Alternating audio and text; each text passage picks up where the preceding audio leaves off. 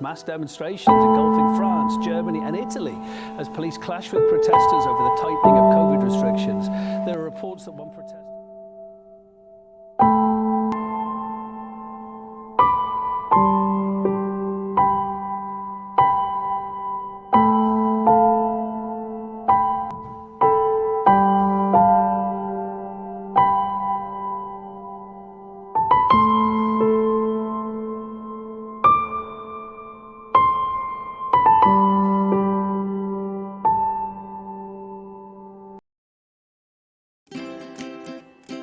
Assalamualaikum warahmatullahi wabarakatuh.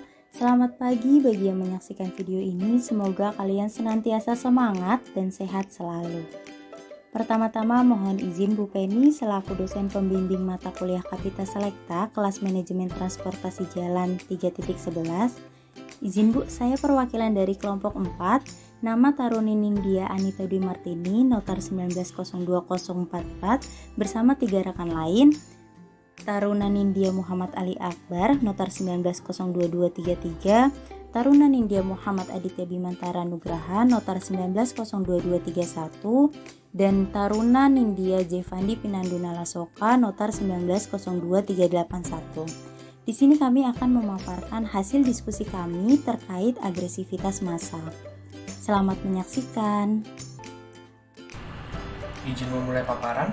Agresivitas merupakan tingkah laku kekerasan secara fisik ataupun secara verbal yang dilakukan secara sengaja terhadap suatu individu lain ataupun terhadap objek-objek dengan maksud untuk melukai atau merusak.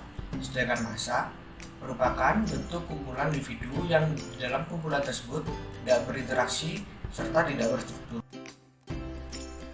Definisi perilaku agresif. Agresif didefinisikan sebagai segala bentuk perilaku yang dimaksudkan untuk menyakiti seseorang secara fisik maupun secara mental. Menurut Baron, tahun 1997, ada 4 faktor tingkah laku dikatakan agresif, yaitu memiliki tujuan untuk melukai atau mencelakakan individu yang menjadi perilaku, individu yang menjadi korban, dan ketidakinginan si korban menerima tingkah laku dari si pelaku. Perilaku agresi adalah suatu tindakan yang dimaksudkan untuk melukai dan menyakiti orang lain atau barang lainnya secara fisik maupun mental yang tidak menginginkan datangnya perilaku tersebut. Apabila diklasifikasi, perilaku agresi mencerminkan 4 faktor, yaitu ada perilaku tingkah laku, adanya tujuan ataupun maksud untuk melukai dan menyakiti individu sebagai aktor, dan individu menjadi korban. Mohon izin melanjutkan paparan. Pada kesempatan kali ini saya akan memaparkan terkait informasi teori perilaku agresif. Banyak teori tentang perilaku agresif yang dikemukakan oleh para ahli psikologi sosial yang masing-masing dilandasi oleh bidang keahliannya. Terangkum di dalam tesis yang dibuat oleh Dika pada tahun 2018, ada 6 perspektif teori paling berpengaruh dalam memahami perilaku agresif. Yang pertama ada teori insting. Teori paling klasik tentang perilaku agresi, di mana manusia dikatakan memiliki insting bawaan secara genetis untuk berperilaku agresi. Maka tidak heran perilaku agresi ini bisa muncul kapan saja ketika kebutuhan-kebutuhan dasarnya tidak terpenuhi. Contohnya kebutuhan akan makan, rasa aman, dan kebutuhan lainnya. Tokoh psikoanalisis yaitu Sigmund Freud mengemukakan dengan melakukan agresi maka individu telah mengeluarkan energi destruktifnya dan menstabilkan keseimbangan mental antara insting eros atau mencintai dan insting thanatos atau kematian yang ada dalam diri setiap individu yang melakukan agresi. Yang kedua, teori frustasi agresi. Teori hipotesis ini berpendapat bahwa agresi merupakan hasil dorongan untuk mengakhiri keadaan frustasi seseorang. Berbeda dengan teori insting, teori ini mengarah pada sumber-sumber eksternal yang menjadi sebab frustasi. Dikemukakan oleh John Dallard dan Neil Miller pada tahun 1992 bahwa kondisi eksternal yang tidak menyenangkan serta menghalangi perilaku seseorang akan menimbulkan motif yang kuat untuk bertindak agresi. Oke, lanjut. Teori yang ketiga yaitu teori perilaku agresif merupakan pembelajaran sosial. Teori ini mengungkapkan bahwa agresi merupakan hasil proses belajar melalui mekanisme pengamatan dalam dunia sosialnya. Pakar teori belajar sosial yaitu Albert Bandura mengatakan bahwa perilaku agresif merupakan perilaku yang dipelajari dari pengalaman masa lalu, melalui pengamatan langsung atau imitasi, pengukuh positif, dan karena stimulus diskriminatif. Perilaku agresif juga dapat dipelajari melalui model yang dilihat dalam keluarga, dalam lingkungan kebudayaan setempat, atau melalui media massa. Yang keempat, teori penilaian kognitif. Ranah kognitif adalah ranah yang mencakup kegiatan mental atau otak seseorang. Teori ini sejalan dengan Sarwono pada tahun 2002 yang mengungkapkan proses ini terjadi dengan kesadaran membuat penilaian terhadap sesuatu dan membuat keputusan untuk berperilaku agresif. Jadi dapat dikatakan bahwa reaksi individu terhadap stimulus agresi sangat bergantung pada cara stimulus ini diinterpretasikan oleh individu. Mohon izin melanjutkan paparan yang selanjutnya mengenai kekerasan kolektif. Kekerasan kolektif dari pengertiannya sendiri adalah kekerasan yang dilakukan oleh sekumpulan orang secara bersama-sama. Kekerasan kolektif ini berkaitan dengan rasa irasionalitas, emosionalitas, dan peniruan individu yang lepas dari pembatasan sosial suatu organisasi sosial. Individu-individu yang berada dalam suatu kelompok atau crowd dianggap saling meniru sehingga saling memperkuat dan memperbesar rasa emosionalitas dan irasionalitas sesamanya.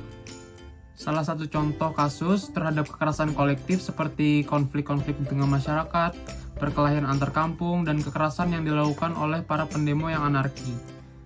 Berbagai penyebab kekerasan kolektif dalam masyarakat dapat pula berupa kesenjangan sosial ekonomi, antipati terhadap kemapanan, sara yang sangat peka, hingga karena tersumbatnya saluran sosial politis. Selanjutnya yaitu jenis-jenis kekerasan kolektif dalam pendekatan psikologi sosial Abidin 2009. Yang pertama ada crowd atau kerumunan, didefinisikan sebagai kerumunan atau kolektivitas orang yang berada dalam suatu tempat tertentu dan memberi respon atau perhatian pada suatu sasaran tertentu. Yang kedua ada mob, didefinisikan sebagai bentuk acting crowd yang sangat emosional dan agresif terhadap tujuan yang langsung dan terbatas, serta memperlihatkan emosi, permusuhan, dan amarah yang kuat. Yang ketiga ada riot, didefinisikan kerumunan orang yang bersama-sama melakukan kekerasan yang kurang terarah, kurang terorganisir, dan biasanya tidak memiliki pemimpin, serta sudah pasti menyebabkan kerusuhan. Selanjutnya ada massa agresif. Massa mempunyai jiwa yang berbeda dengan jiwa pribadi dan dalam suatu situasi. Sifat-sifat kepribadian individu bisa lebur menjadi sifat-sifat massa, yang ada kecenderungan yang tinggi untuk menyerang, menyakiti, dan melukai pihak lain dengan fisik maupun lisan. Maka dapat didefinisikan massa agresif yaitu kerumunan massa yang didominasi oleh emosi kemarahan dan agresivitas. Perilaku massa agresif disebabkan oleh adanya identitas kelompok, khususnya identitas sara, yang bermuara pada masalah ketidakadilan, masalah minoritas, serta masalah mayoritas. Mohon izin melanjutkan. Kali ini saya akan membahas tentang tahapan kerusuhan massa. Tahapan kerusuhan massa terbagi menjadi 4. Yang pertama, 1. Tenang. Yang kedua, berkerumunan. Yang ketiga, agresif. Yang keempat, rusuh. Menurut Wahyono tahun 2016 menyebutkan tahapan-tahapan terjadinya kerusuhan massa antara lain. Yang pertama, kondisi tenang. Massa yang terbentuk karena adanya objek tertentu yang menjadi fokus di mana terjadinya secara kontinu. Pada kondisi ini, belum ada tanda-tanda atau gejala-gejala yang mengarah terjadinya kerusuhan.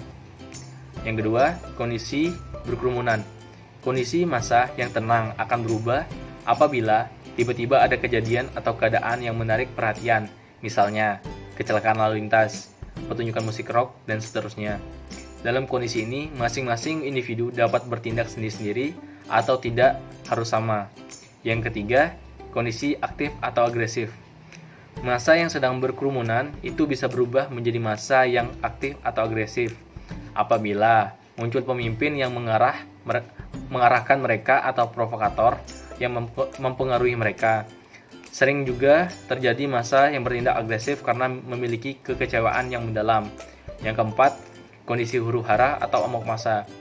Massa yang sudah ada kecenderungannya untuk bersifat agresif apabila tidak segera mendapatkan penanganan dan tindakan yang tegas dapat berubah menjadi huru-hara atau amuk massa. Biasanya, massa seperti ini memiliki emosionalitas yang tinggi yang dipacu oleh jatuhnya korban. Agresivitas massa dapat terhindar dengan sikap tenang, pengelolaan amarah yang baik. Semoga kita tidak pernah lelah untuk berpikir hal yang baik dan melakukan yang terbaik. Sekian paparan terkait agresivitas massa yang dapat kelompok kami sampaikan. Mohon maaf jika ada kesalahan kata maupun perbuatan. Terima kasih telah menyaksikan. Semoga ilmunya bermanfaat bagi kita semua. Wassalamualaikum warahmatullahi wabarakatuh.